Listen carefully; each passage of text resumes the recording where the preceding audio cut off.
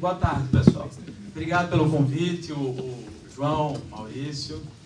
Pois é, a minha missão é essa. São 15 minutos. Eu acho que o convite foi falar um pouco sobre a nossa experiência no contexto de inovação e deixar alguns desafios aqui. Eu acho que faz sentido para a gente gastar pelo menos 5 minutos explicando um pouco o que é que a gente faz, de onde é que a gente veio e quais são as lições que a gente pode aplicar do mundo da inovação.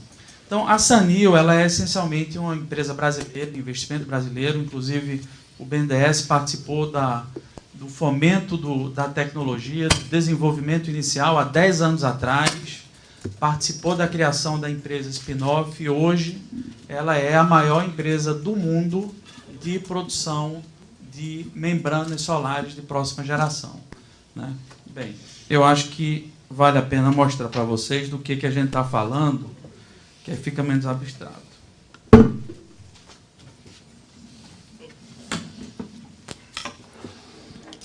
O bicho é mais ou menos isso aqui. Então, inclusive, essa luz aqui que está associada à membrana, ela está fazendo algum tipo de reciclagem energética aqui. Ele está aproveitando a luz aqui da iluminação para gerar energia elétrica. Então, essa aqui é a forma mais verde possível de se gerar energia no mundo e totalmente feita no Brasil. E é reconhecidamente a próxima geração do ponto de vista científico, tecnológico. É algo que qualquer universidade meio decente no mundo está pesquisando isso. Agora, a indústria nasceu no Brasil. E aí vamos aproveitando, professor, que a gente está num fórum, sobretudo econômico, como isso se conecta com inovação, etc. A gente tentou colocar aqui em linguagens econômicas.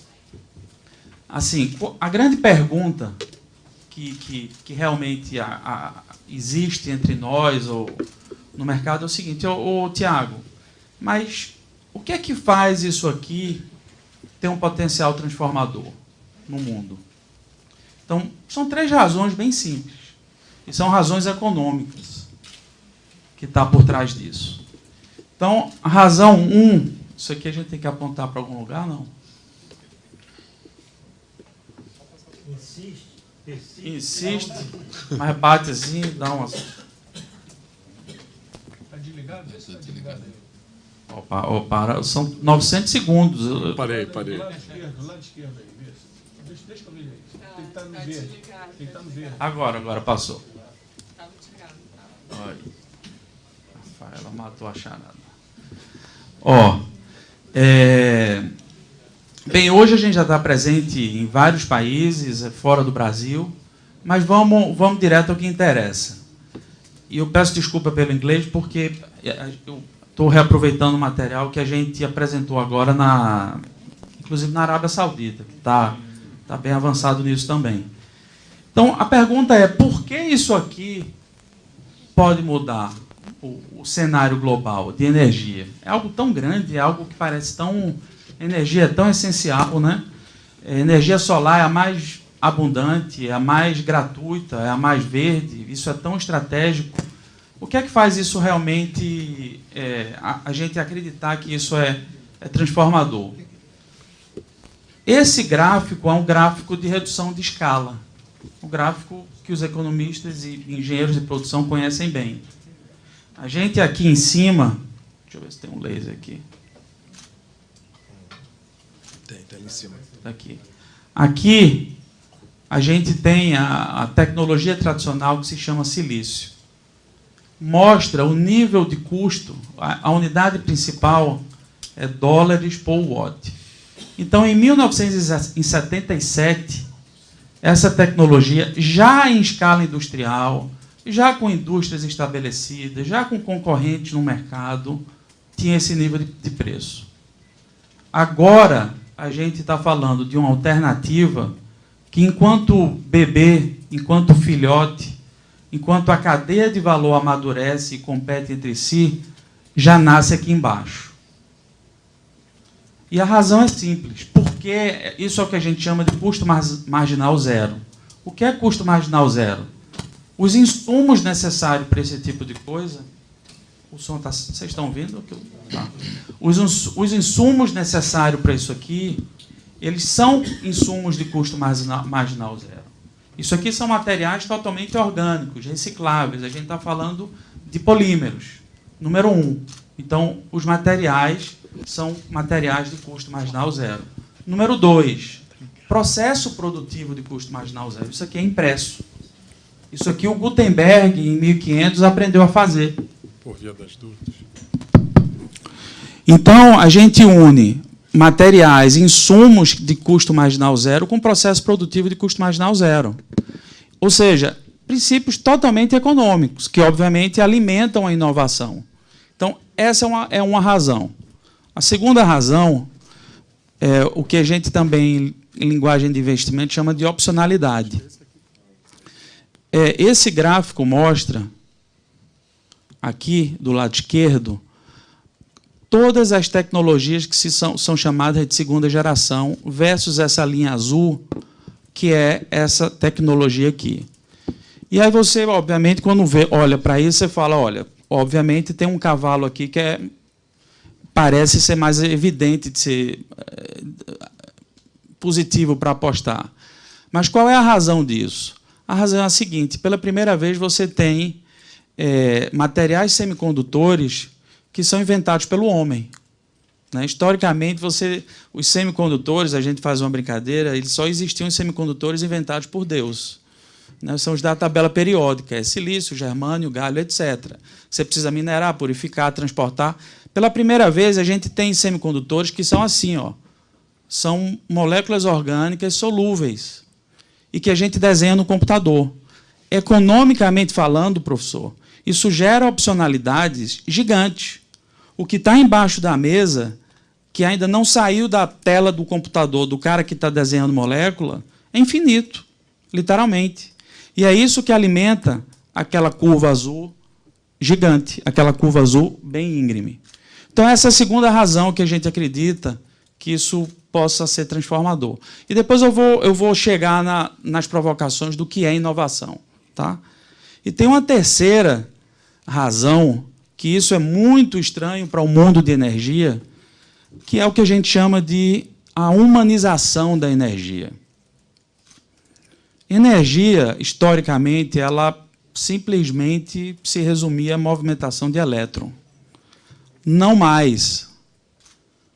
Agora, mais importante do que mover elétron é talvez fazer isso sem emitir CO2. Sustentabilidade, isso é um fato importante. Mas não só fazer energia renovável. A gente precisa fazer com que ela seja aplicável nos diferentes contextos.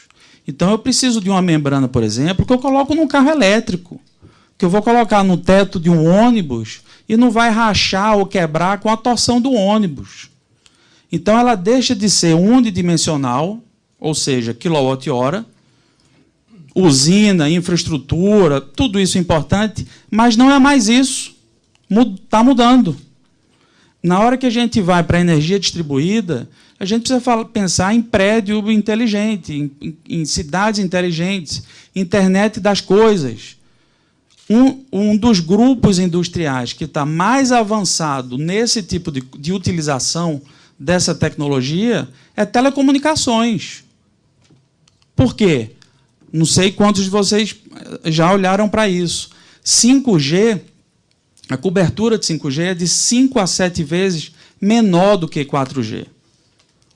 Um dos grandes gargalos de 5G é a disponibilidade de energia.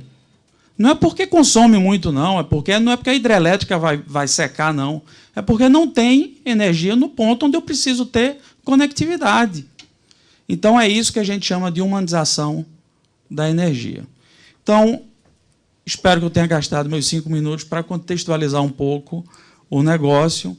E aí vem a pergunta. É uma coisa inovadora? É. extremamente disruptivo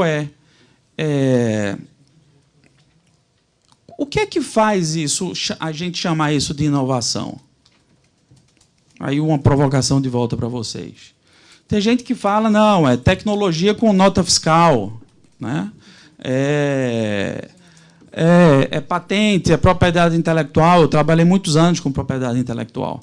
Mas, quando você olha, fundamentalmente, e isso é muito importante para a gente, nesse nosso debate, porque, às vezes, a gente coloca a inovação numa caixinha onde não era para estar. Na minha opinião, o conceito fundamental de inovação ele está ligado ao componente de surpresa.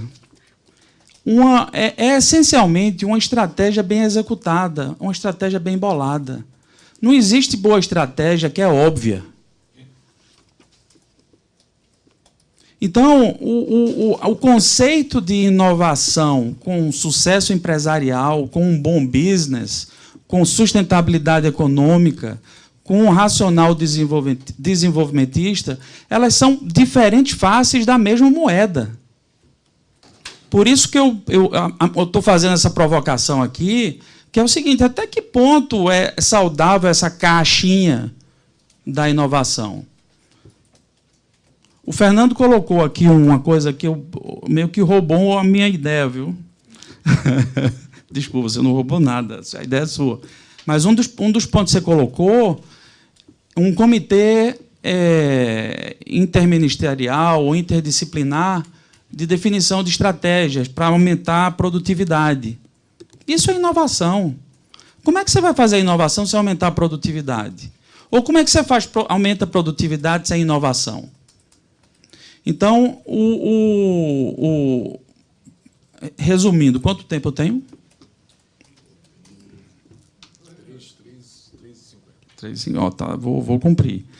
Então, primeiro ponto, o que é inovação? A provocação que eu deixaria é uma estratégia bem executada, bem pensada e bem executada. Muitas vezes ela pode estar associada à redução de custo. Muitas vezes ela pode estar associada à barreira tecnológica. No nosso caso, foram puramente princípios econômicos. A gente montou essa tecnologia a partir do Brasil e várias pessoas do BNDES participaram disso, sem ser cientistas da área. A gente trouxe mais de 18 especialistas do mundo inteiro. A gente tinha, ainda hoje, depois de 10 anos, no mês passado, foi a primeira ocasião que a gente teve uma reunião em português. A direção da empresa, depois que terminou a reunião, olhou para mim, respirou, falou, putz, que alívio a gente está falando português. Porque é isso. E se pergunta muito, mas a tecnologia é brasileira? Gente, não existe isso mais. Não existe. Não existe Brasil, não existe. Assim, a gente já começa errado quando a gente pensar nesse tipo de racional, de transferência tecnológica, de desenvolvimento local. O importante é assim, eu costumo dizer, no nosso caso, a tecnologia foi desenvolvida aqui, sim, alavancando cientistas do mundo todo. Agora, o ninho, sim, sem dúvida, o ninho está aqui. É aqui onde todo mundo está vindo para fazer isso, né? E, bem, para terminar, Sérgio, você fez uma provocação que é o seguinte, ok, se vocês fossem ministro de Ciência e Tecnologia, o que é que vocês, né, fariam? E aí é onde eu volto à ideia do Fernando, que é o seguinte, eu acho que é o primeiro passo, e eu sinto falta disso no Brasil, a gente ouviu algo nesse sentido hoje, eu acho que o novo ministro está fazendo algo nesse sentido, mas é definir uma estratégia, gente. Qual é o nosso plano? Qual é o nosso plano de 50 anos? Como é que a gente faz com que isso não seja uma coisa do ministro? Ou uma coisa do presidente do BNDES? Assim, interministerial, interdisciplinar. Eu estou, por exemplo, surpreso com a questão da Previdência, porque, assim, isso era... Desculpa, eu estou entrando em algo que eu não entendo e não deveria, mas deveria ser algo técnico. Um comitê técnico, cada partido escolhe, se for o caso, e deixa que seja uma decisão técnica. Uma estratégia de inovação, primeiro, não pode ser olhada separada de uma política econômica. Não pode ser olhada em separado de saúde, educação. E tem que ser algo de longo prazo. Então, se eu fosse um ministro, o primeiro passo era definir uma estratégia e fazer com que ela não dependesse de mim nos próximos 20 anos. Esse seria o meu maior desejo. Obrigado, gente.